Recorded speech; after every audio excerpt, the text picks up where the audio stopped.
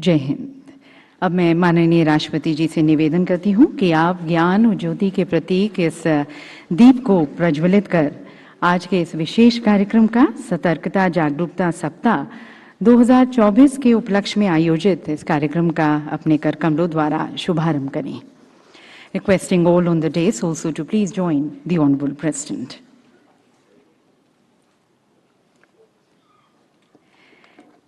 देवी सज्जनों, देखा जाए तो ये मंगलदीप प्रतीक है हम सभी की अपनी अपनी जीवन यात्रा का। अंधकार से रोशनी की तरफ, अज्ञानता से स्वज्ञान की तरफ। और जब स्वज्ञान के चक्षु खुलते हैं तभी सत्य का अनुभव होता है।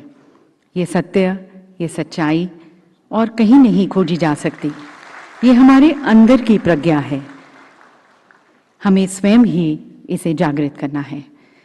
ये मंगलदीप इस सत्य का प्रतीक है।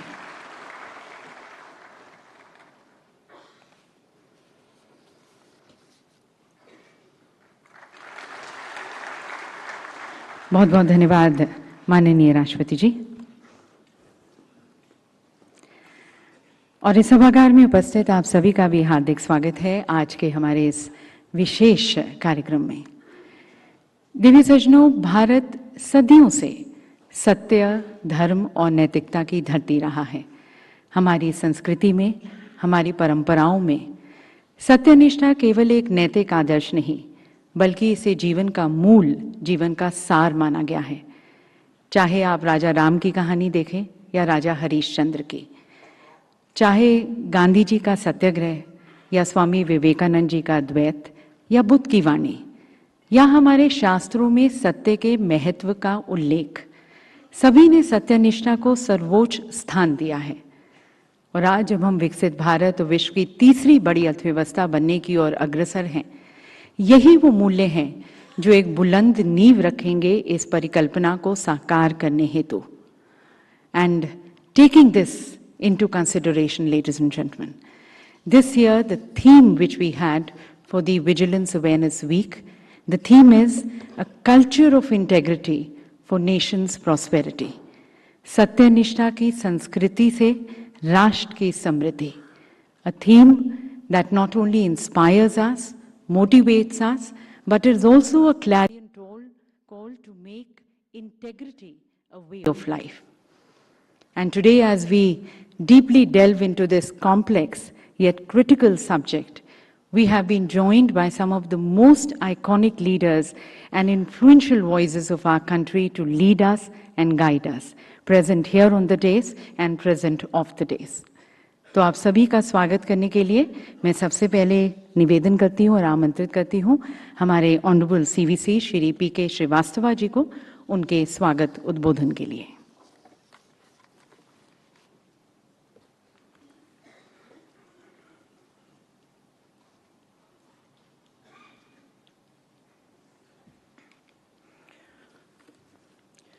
Honorable President of India, Srimati Droupadi Murmu ji, Vigilance Commissioner, Shri A.S. Rajiv ji, esteemed dignitaries, Secretary CVC, Secretaries to Government of India, senior officers of the ministries, departments and organizations, ladies and gentlemen.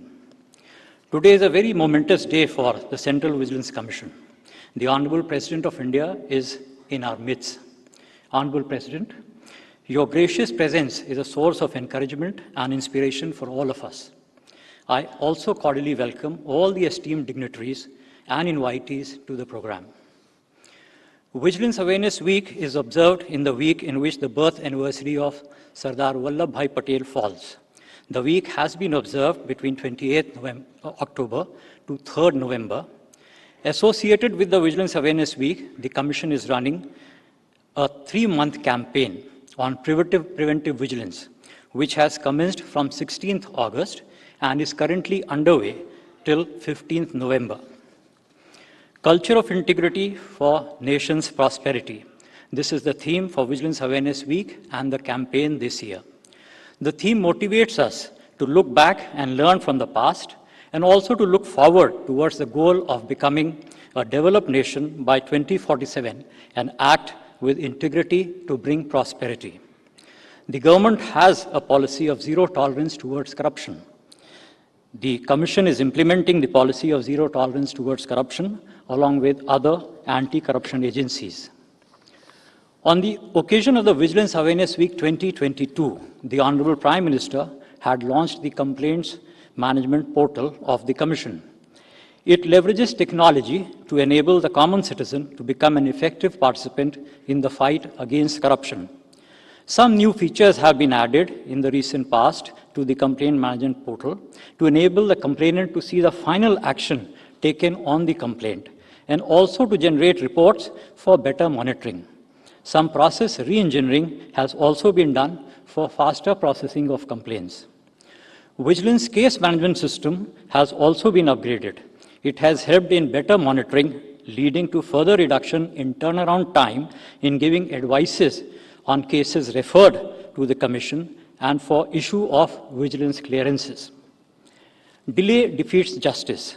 Public servants found guilty of misconduct are to be punished, and the innocent are to be exonerated from the charges expeditiously. Keeping this principle in mind, the Commission had organized a panel discussion on disciplinary proceedings where a number of useful suggestions were received. The Commission issued advisories to facilitate expeditious disposal of disciplinary proceedings. Some of the advisories are reduction in levels of processing of disciplinary cases, measures to reduce frequent change of inquiry officers, IOs, and presenting officers, POs, handling of allegation of bias against IOs, use of video conferencing for conduct of disciplinary proceedings. With the joint efforts of the Commission and the ministries, departments, and organizations, there has been significant reduction in pendency of actionable disciplinary inquiries instituted on the advice of the Commission. Central Vigilance Commission has also given thrust on capacity building for different categories of officials and employees, identification of institutions to impart training, and preparation of course material has been undertaken. Audio-visual training module on vigilance administration have also been made available on the Commission's website for the benefit of the CVOs and the vigilance officers. Recently, master trainers in the field of IO-PO training and public procurement have been identified and trained so that more number of personnel can be trained in these areas. The Commission has been focusing on preventive vigilance in addition to the punitive and participative vigilance. It is consistently impressing upon the organizations to optimize the use of technology through digitization in the day-to-day functioning and in areas involving direct public interface. Best practices on leveraging of technology for increasing transparency in areas of vigilance administration, vigilance clearance, disciplinary proceedings, etc., have been compiled and shared with organizations for application. Emphasis has also been laid on simplification of procedures and removal of archaic instructions by way of systematic review of rules, regulations, and processes. Honorable President, on behalf of the Central Vigilance Commission and on behalf of all the ministries, departments, and organizations, I take this opportunity to thank you for your esteemed presence on this occasion. Your message today will motivate and encourage all of us in our future endeavors. It will inspire us to pursue our mission of culture of integrity for nations in prosperity. Thank you very much. Jai Hind.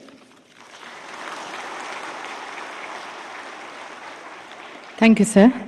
Divya सज्जनों, जैसे कि माननीय CVC ने कहा, ये theme हमें प्रोत्साहित करती है कि हम अतीत से संवाद करते हुए अपने भविष्य का निर्माण करें। So we are really gratified that today we have the presence of a highly erudite and experienced person, the Honorable President of India, who earlier has been a teacher and also an administrator. And her views have always inspired and motivated everyone.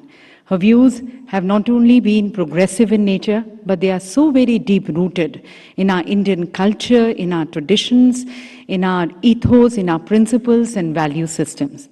So the presence of the Honorable President here, ladies and gentlemen, underscores the very significance of this event and the theme. माननीय राष्ट्रपति जी की उपस्थिति इस कार्यक्रम के महत्व को और बढ़ाती है और शोभित करती है। तो सभी की तरफ से हम माननीय राष्ट्रपति जी का विशेष रूप से आभार व्यक्त करते हुए उनका हम स्वागत करते हैं और मैं निवेदन करती हूं आदरणीय सीवीसी श्री PK श्रीवास्तव जी से कि वे माननीय राष्ट्रपति जी का स्वागत करें, उन्हें शॉल भेंट कर। Please join us ladies and gentleman as we extend our heartfelt regards and gratitude to the honourable. और एक विशेष स्मृति चिन्ह उपहार स्वरूप भेंट कर माननीय राष्ट्रपति जी का स्वागत व अभिवादन।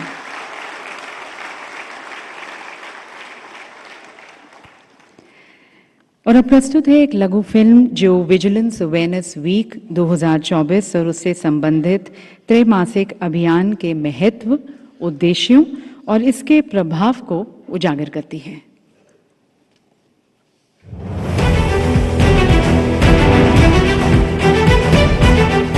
भारत अपनी प्राचीन सभ्यता से प्रेरणा लेने वाला एक जीवंत देश है।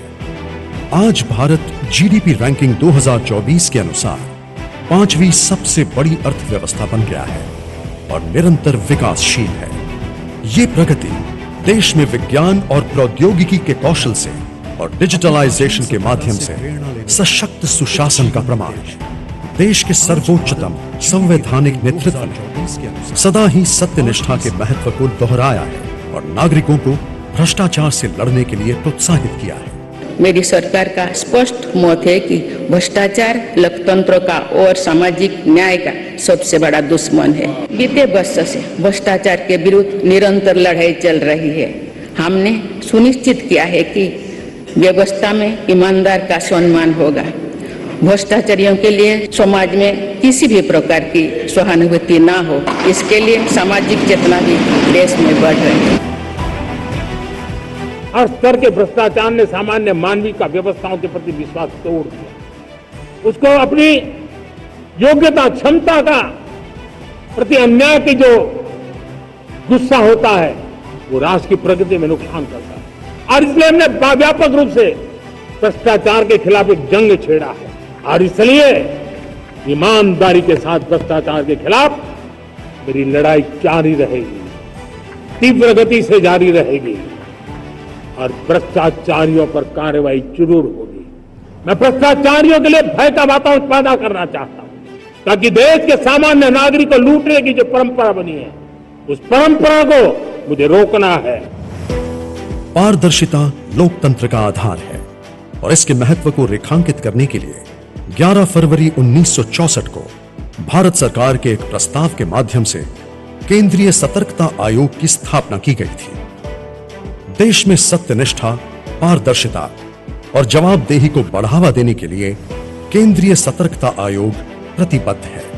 भारत के लौह पुरुष के नाम से प्रसिद्ध सरदार वल्लभ भाई पटेल स्वतंत्र भारत के पहले उप प्रधानमंत्री और गृह मंत्री थे। वर्ष 2000 में केंद्रीय सतर्कता आयुक्त के रूप में श्री नागराजन विट्ठल ने निर्णय लिया था कि सरदार पटेल के जन्मदिन 31 अक्टूबर के सप्ताह को हर साल सतर्कता जागरूकता सप्ताह के रूप में मनाया जाएगा ताकि भ्रष्टाचार मुक्त समाज के लाभों के बारे में भारत के नागरिकों में जागरूकता बढ़े। इस वर्ष सतर्कता जागरूकता सप्ताह 28 अक्टूबर 2024 से 3 नवंबर 2024 तक मनाया गया है, जिसका विषय है सत्यनिष्ठा की संस्कृति से राष्ट्र की समृद्धि, culture of integrity for nations prosperity. सतर्कता जागरूकता सप्ताह 2024 की प्रस्तावना के रूप में सभी संगठन 16 अगस्त 2024 से 15 नवंबर 2024 तक प्रिवेंटिव विजिलेंस पर 3 महीने का अभियान चला रहे हैं और 5 क्षेत्रों पर प्रयास केंद्रित कर रहे हैं। Capacity building programmes, identification and implementation of systemic improvement measures, updation of circulars, guidelines, manuals, disposal of complaints received before 30th June 2024, dynamic digital presence. इन कार्यक्रमों का प्राथमिक उद्देश्य कर्मचारियों में 5 क्षेत्रों में ट्रेनिंग प्रोग्राम्स के द्वारा जागरूकता बढ़ाना है। Ethics and governance, conduct rules, systems and procedures of the organization, cyber hygiene and security, procurement. सभी संगठनों ने मूलभूत सुधारों हेतु पिछले 5 वर्षों के सतर्कता मामलों का विश्लेषण किया है ताकि भ्रष्टाचार की पहचान की जा सके और उनसे निपटने के लिए कई प्रणालीगत सुधार कार्यान्वित किए हैं।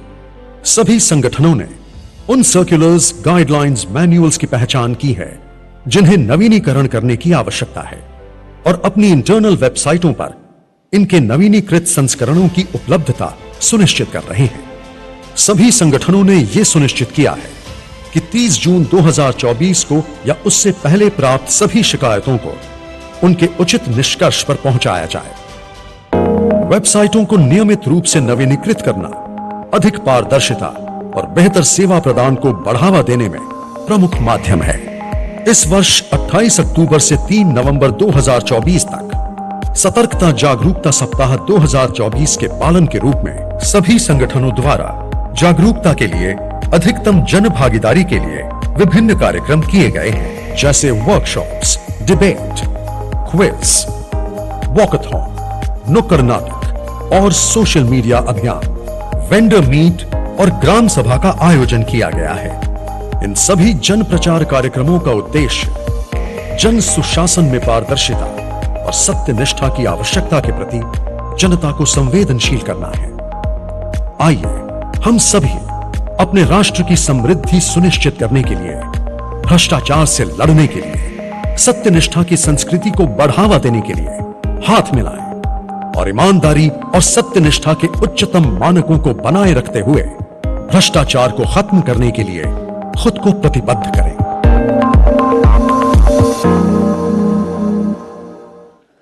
तो इस थीम के भाव को लेटर और स्पिरिट में अपनाकर भारत न केवल आर्थिक रूप से बल्कि नैतिक और सांस्कृतिक रूप से भी सही मानने में विकसित भारत बनेगा। And ladies and gentlemen, on this occasion, the Commission is releasing 3 of its publications: Preventive Vigilance Initiatives, Vijay Vani, that's a special issue on leveraging digital and technological initiatives, and Public Procurement Challenges and Way Forward. But before we officially release these publications, I would like to request Secretary CVC, Shri P. Daniel, to kindly present an overview of these publications.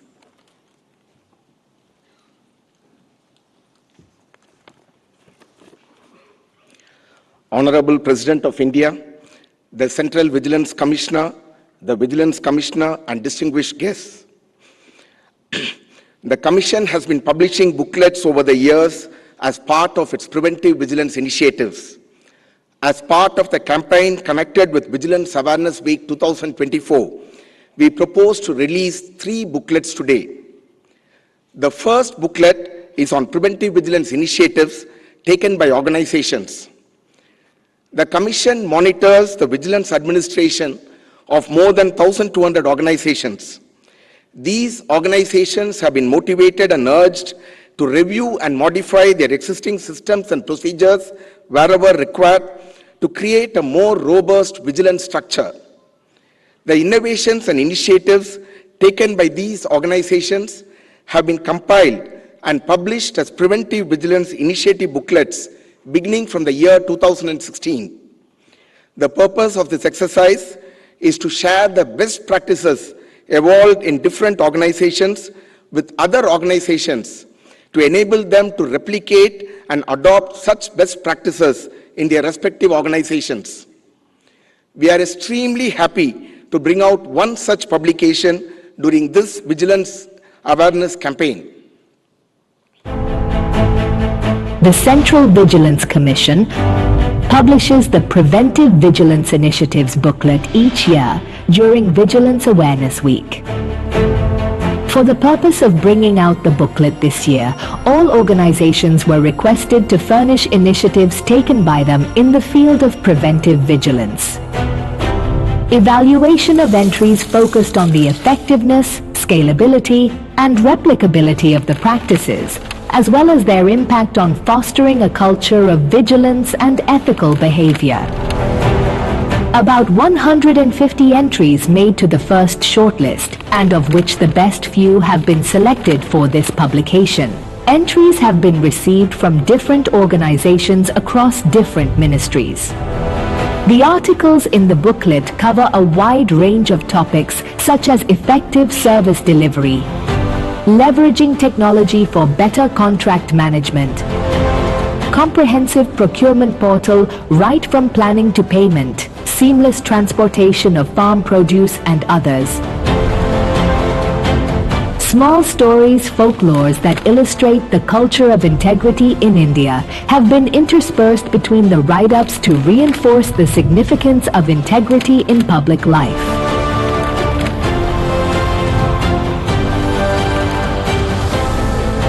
Through insightful analysis and practical examples, this booklet endeavors to equip readers with the requisite knowledge and tools to cultivate a culture of vigilance.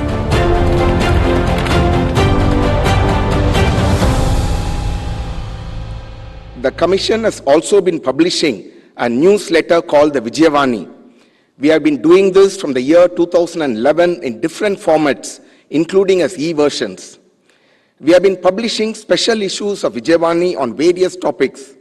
In the year 2016, a special issue on public participation in promoting integrity and eradicating corruption was published. In the year 2019, a special edition on the banking sector was published, followed by special editions in 2020 on the Indian Railways and 2022 on the power sector. 52 such editions have been published, and we are happy to announce the release of the 53rd edition today. The Commission held 2 conferences in August 2024, the first on leveraging technologies for increasing transparency in governance, and the second on digital initiatives to prevent frauds, covering the challenges posed by cybercrimes and the resultant potential loss to the banking, insurance, and financial sector. The proceedings and recommendations of these conferences are the subject matter of the 53rd edition of Vijayavani being released today. The Central Vigilance Commission noted the risk and vulnerabilities posed by rising trends of frauds in banking, financial services, and insurance. Following the instructions of RBI and IRDAI, banking sectors including other financial sector and insurance sector have been continuously evolving its cybersecurity strategies. Leveraging advanced technologies and cyber awareness initiatives and practices to ensure the security and trustworthiness of its digital services. The Indian Cybercrime Coordination Center, I4C, as a central agency is making all out its coordinated efforts to deal with the situation. The booklet on leveraging digital technologies for effective governance, enhanced vigilance and fraud prevention captures the discussions held during the 2 conferences organized by the Central Vigilance Commission in the month of August 2024. The Vijayavani edition covers several topics such as the existing regulatory framework of RBI, IRDAI, Ministry of Home Affairs and others, preventing frauds in banking, financial services and insurance sector, prevention of cyber frauds and global best practices for preventing frauds. The booklet also summarizes the key takeaways on the best practices on leveraging technology for increasing transparency in governance in the areas of vigilance clearance, vigilance complaint management, disciplinary workflow processes, online monitoring of public projects, and internal grievance redressal mechanisms. It is hoped that this special edition will serve as a useful guide to all stakeholders to deal with digital and cyber frauds and leverage technology to bring in transparency and good governance in all spheres of administration. The 3rd booklet is on public procurement. Procurement is a specialized field where a number of guidelines and instructions have been issued. Knowledge of these guidelines is essential for any official dealing with procurement. The Central Vigilance Commission has over the years examined thousands of cases of officials who had erred in following the correct procedure. These errors have occurred due to lack of knowledge, misunderstanding of the guidelines, and in some cases due to malified intent. The Commission, in the process of examining these proposals, has developed rich experience and domain knowledge on issues relating to public procurement.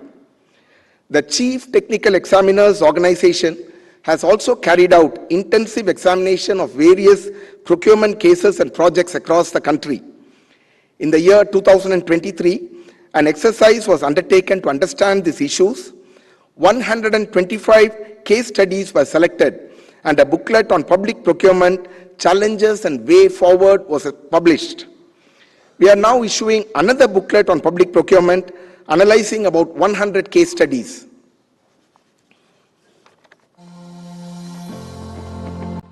Public procurement constitutes a substantial part of government expenditure and has an impact on economic activities in the country.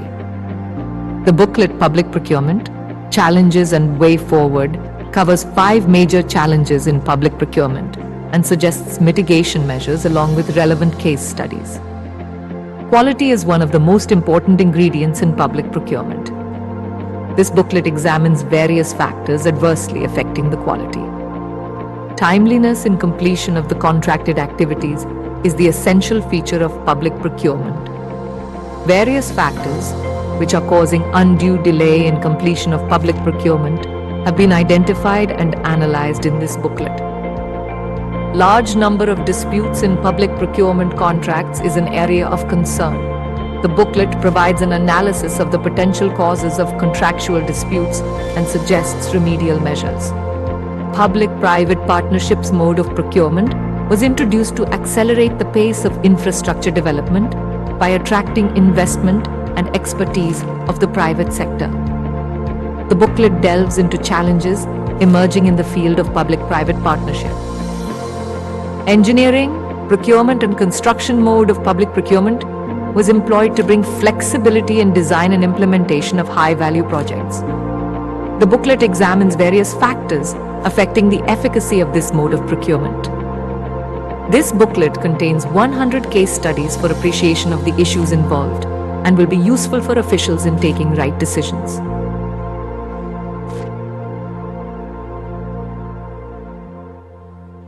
Thank you.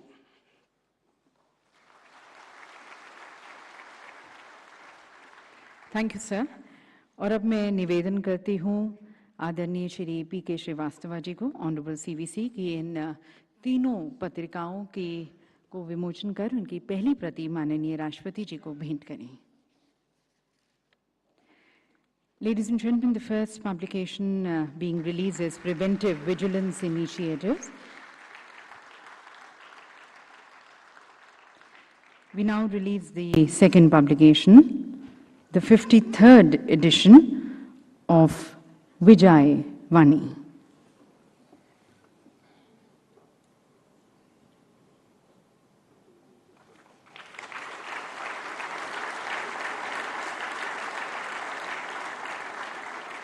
And the third publication is Public Procurement, Challenges and Way Forward.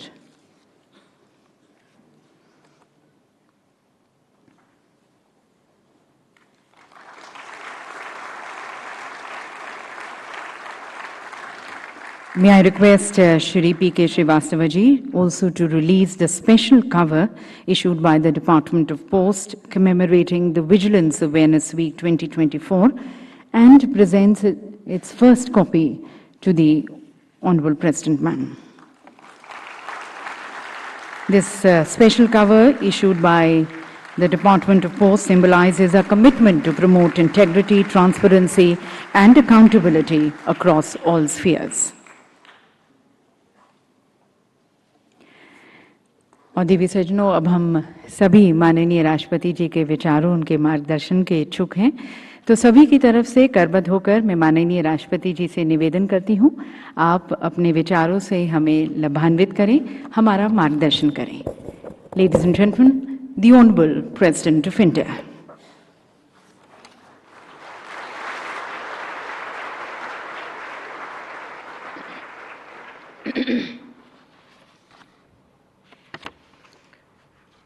इस समारोह में उपस्थित central vigilance commissioner Shri Praveen Kumar Srivastava ji, vigilance commissioner Shri AS Rajeev ji, गणमान्य अतिथियों, देवियों और स्वजनों, vigilance से जुड़े इस कार्यक्रम में आप सभी के बीच आज उपस्थित होकर मुझे प्रसन्नता हो रही है। CPC द्वारा 3 महीने तक चलाया जा रहे प्रिवेंटिव विजिलेंस अभियान अपने अंतिम चरण में है। मैं इस अभियान की सराहना करती हूँ। जैसा कि हमें ज्ञात है vigilance awareness week Sardar Vallabh भाई पटेल की जयंती के उपलक्ष्य में आयोजित किया जाता है। अग्रणी राष्ट्र निर्माता सरदार पटेल एक कुशल प्रशासक भी थे। सरदार पटेल के आदर्श से देशवासियों को राष्ट्र निर्माण हेतु कार्य करने की प्रेरणा मिलती है। देवियों और स्वजनों, हमारी संस्कृति में नैतिक जीवन को सार्थक एवं सफल जीवन माना गया है। महान दार्शनिक और कवि तिरुवल्लुवर ने बिना किसी को क्षति पहुंचाए अर्जित धन को आनंद का स्रोत बताया है। हमारे समाज में सत्यनिष्ठा और अनुशासन को जीवन का आदर्श माना गया है।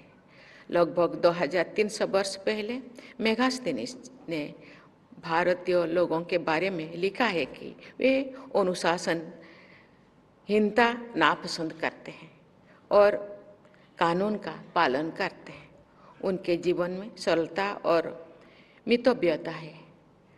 इसी तरह से पैयान ने भी हमारे पूर्वजों के बारे में उल्लेख किए थे। इस परिप्रेक्ष्य में सीबीएसई द्वारा इस वर्ष की गतिविधियों के लिए चुना गया सत्यनिष्ठा की संस्कृति से राष्ट्र की समृद्धि विषय अत्यंत उपयुक्त है। देवियों और स्वजनों, विश्वास या ट्रस्ट सामाजिक जीवन का आधार है। ये एकजुटता का स्रोत है और संबंधों को प्रगाढ़ बनाता है। सरकार के कार्य और कल्याणकारी योजना में जन विश्वास से भी शासन को शक्ति मिलती है। भ्रष्टाचार आर्थिक प्रगति के लिए अवरोध तो है ही, ये समाज में विश्वास को भी कम करता है। इससे लोगों के बीच में बंधुता कम होती है। इसका व्यापक प्रयास देश की एकता और अखंडता पर भी पड़ता है। प्रतिवर्ष 31 अक्टूबर को सरदार पटेल के जन्मदिन पर हम देश की एकता और अखंडता अक्षुण्ण रखने का संकल्प लेते हैं। ये एक रिचुअल मात्र नहीं है, ये एक गंभीर प्रतिज्ञा है। इसको निभाने का सामूहिक दायित्व हम सबका है। भ्रष्टाचार के उन्मूलन के लिए व्यापक दृष्टिकोण अपनाना होगा। इस बीमारी की जड़ तक जाना होगा। केवल सिम्टम्स के जरिए इसे ठीक करना प्रभावी नहीं होगा। भारतीय समाज के शाश्वत मूल्यों ऐसे सत्यनिष्ठा, सदाचार, करुणा और पारदर्शिता को सुदृढ़ करना होगा। इन जीवन मूल्यों को और अधिक सींचने तथा मजबूत करने की आवश्यकता है। अक्सर आप समाचार पत्रों में और अन्य संचार माध्यमों से जानते सुनते होंगे कि ट्रेन में किसी व्यक्ति ने अपना सामान छोड़ दिया और किसी गरीब व्यक्ति ने वो सामान पुलिस को सौंप दिया। ये व्यक्ति चाहता तो उस सामान को अपने घर ले जा सकता था, लेकिन गरीब होने के बावजूद भी उसे सही गलत की पहचान है। ये नैतिकता ही भारतीय समाज का आदर्श है। जब कुछ लोग अच्छे जीवन का मानक सिर्फ बंधुओं तो धन व संपत्ति का संग्रह मानने लगते हैं, तो ये इस आदर्श से भटक जाते हैं, जिसके लिए वे भ्रष्ट कार्य का सहारा लेते हैं। जीवन का मुख्य मूलभूत आवश्यकता को पूरा करके आत्मसम्मान के साथ जीवन जीने में है। मैं जनजातीय समाज से आती हूँ। मैंने देखा है कि सीमित संसाधनों में भी जनजातीय समाज के लोग प्रसन्न और संतुष्ट रहते हैं और अपना जीवन सुख से जीते हैं। भ्रष्टाचार करने वाले व्यक्तियों की नियति हमेशा बुरी होती है। वे कभी भी खुश नहीं रह पाते हैं। वे हमेशा इस भय में रहते हैं कि ना जाने कब उनकी अनैतिक और गैर कानूनी गतिविधियां सभी के सामने आ जाएंगे। कोई ऐसे लोगों का बचा हुआ जीवन कारागार में बीतता है। ऐसे व्यक्तियों के परिजनों को समाज में अपमान सहना पड़ता है। देवियों और स्वजनों, सही भावना और दृढ़ संकल्प के साथ कोई कार्य किया जाए तो सफलता अवश्य मिलती है। हमने देखा है कि कुछ लोगों द्वारा अस्वच्छता को हमारे देश की नियति मान लिया गया था, लेकिन सशक्त नेतृत्व, राजनैतिक इच्छा शक्ति और नागरिकों के योगदान से स्वच्छता के क्षेत्र में सुखद परिणाम आए हैं। ऐसे ही कुछ लोगों द्वारा भ्रष्टाचार के उन्मूलन को असाध्य मान लेना एक निराशावादी दृष्टिकोण है जो उचित नहीं है। भारत सरकार ने भ्रष्टाचार से निपटने के लिए कई उपाय किए हैं, जैसे डायरेक्ट बेनिफिट ट्रांसफर से कल्याणकारी सहायता के वितरण में पारदर्शिता आई है। सार्वजनिक खरीद में ई टेंडरिंग का कार्यान्वयन किया गया है। गवर्नमेंट ई मार्केट प्लेस की शुरुआत किए हैं। एक प्रोबिटी पोर्टल संचालित किया गया है। वर्ष 2018 में प्रिवेंशन ऑफ करप्शन एक्ट को संशोधित किया गया है। इकोनॉमिक ऑफेंडर्स एक्ट लागू किया है। पिछले इस 10 वर्षों में prevention of money laundering act के तहत सरकार ने $12 बिलियन से अधिक की संपत्तियां जब्त की है। मुझे विश्वास है कि भारत सरकार की जीरो टॉलरेंस अगेंस्ट करप्शन की नीति से भ्रष्टाचार जोर से समाप्त हो जाएगा। ऐसा कहा जा सकता है कि भ्रष्टाचार से मुक्ति का कार्य भी देश की स्वच्छता के अभियान का ही एक रूप है। देवियों और स्वजनों, भ्रष्ट व्यक्तियों के खिलाफ त्वरित कानूनी कार्रवाई अत्यंत महत्वपूर्ण है। कार्रवाई में दूरी या कमजोर कार्रवाई से अनैतिक व्यक्तियों को हौसला मिलता है, लेकिन ये भी आवश्यक है कि हर कार्य और व्यक्ति को संदेश की दृष्टि से ना देखा जाए। हमें इससे बचाना चाहिए। व्यक्ति की गरिमा को ध्यान में रखते हुए कोई भी कार्रवाई दुर्भावना से प्रेरित ना हो। किसी भी कार्रवाई का उद्देश्य समाज में न्याय और समता व्याप्त करना होना चाहिए। प्रसिद्ध हिंदी कहानीकार श्री सुदर्शन जी की एक कहानी है, हार की जीत, जो स्कूल स्तर पर विद्यार्थियों को पढ़ाई जाती है। इस कहानी में बाबा भारती नाम के एक सौजन व्यक्ति के घोड़े को एक डाकू गरीब भिखारी के भेष में धोखेबाजी करके ले भागता है। बाबा भारती उस डाकू से विनती करते हैं कि वो इस घोड़ा की चर्चा ना करे, क्योंकि लोग किसी गरीब पर विश्वास नहीं करेंगे। बाबा भारती की ये बात याद करके डाकू का हृदय परिवर्तन होता है और वो घोड़ा वापस कर देता है। आप में से बहुत से लोग इस कहानी से परिचित होंगे। भारतीय मानस के हिंदी शाश्वत मूल्यों के कारण गलत व्यक्ति भी सही राह पर आने की कोशिश करता है। सीबीसी की जिम्मेदारियां काफ़ी महत्वपूर्ण हैं और ये संस्थान इस जिम्मेदारियों को बेखूबी निभा रहा है।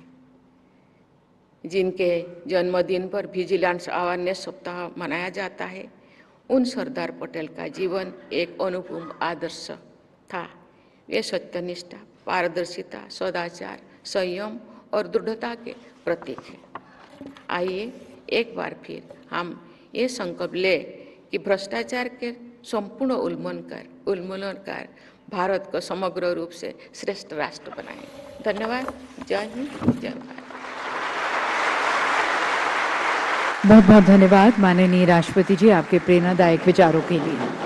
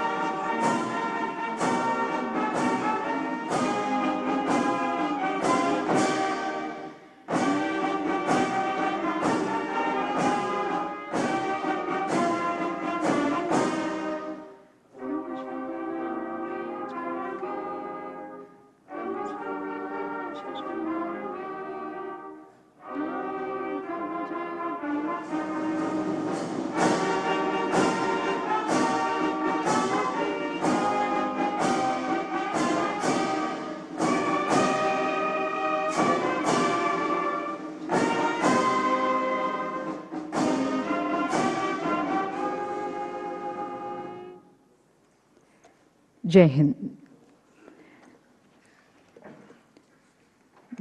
माननीय राष्ट्रपति जी का हम पुनः धन्यवाद करते हैं उनके प्रेरणादायक विचारों और मार्गदर्शन के लिए।